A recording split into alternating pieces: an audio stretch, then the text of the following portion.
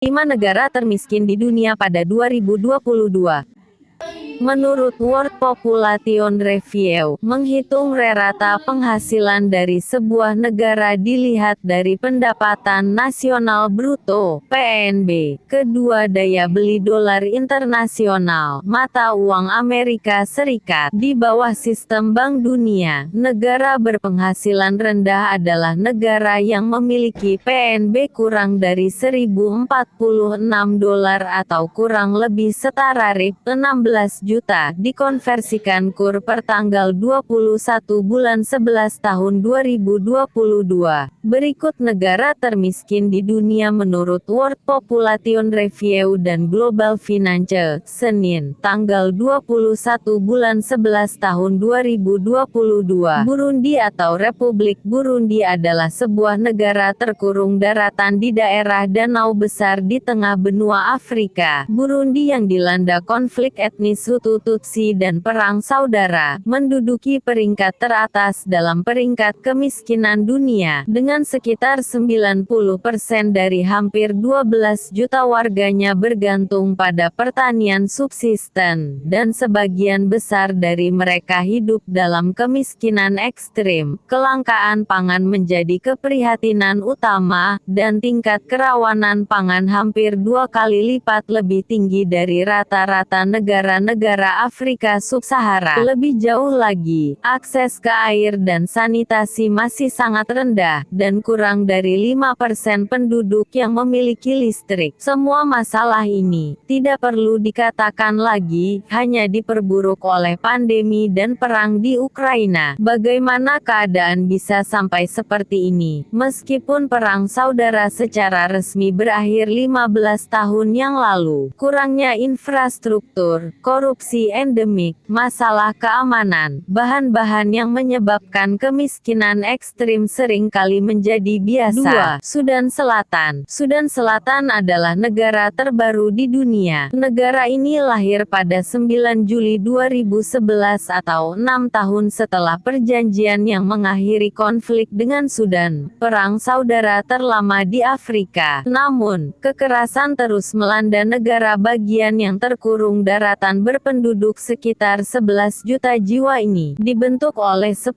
wilayah paling selatan Sudan dan rumah bagi sekitar 60 kelompok etnis asli. Konflik baru pecah pada 2013 ketika Presiden Salva Kiir menuduh mantan wakilnya, pemimpin pemberontak Riek Machar, melakukan kudeta. Akibatnya, diperkirakan sebanyak 400.000 orang tewas dalam bentrokan dan hampir 4 juta orang telah mengungsi secara internal atau melarikan diri ke negara-negara tetangga.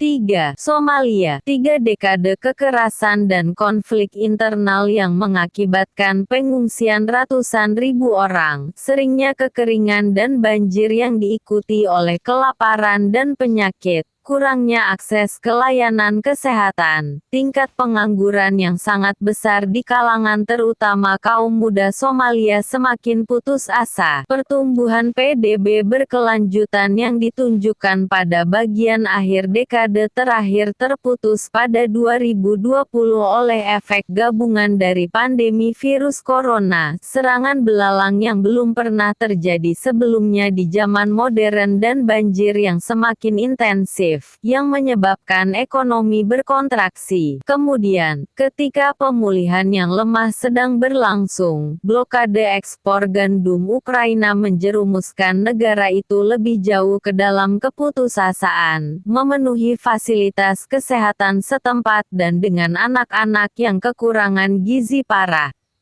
4. Mozambik. Bekas jajahan Portugis ini memiliki banyak tanah dan air yang subur, serta sumber daya energi dan mineral yang cukup. Mozambik juga berlokasi strategis, karena 4 dari 6 negara yang berbatasan dengannya terkurung daratan dan bergantung padanya sebagai saluran perdagangan global, dan selama dekade terakhir ini sering membukukan tingkat pertumbuhan PDB rata-rata lebih dari 7%. 5%. Namun, negara ini tetap berada di antara 10 negara termiskin di dunia, dengan sektor besar penduduk yang terus hidup jauh di bawah garis kemiskinan. Meskipun Perang Saudara selama 15 tahun berakhir pada tahun 1992, kondisi iklim yang parah, korupsi, dan ketidakstabilan politik tidak pernah hilang. Lebih buruk lagi, sejak 2017, serangan yang dilakukan oleh kelompok pemberontak Islam telah melanda bagian utara negara yang kaya gas itu hingga 4.000 orang tewas dan 800.000 lainnya mengungsi.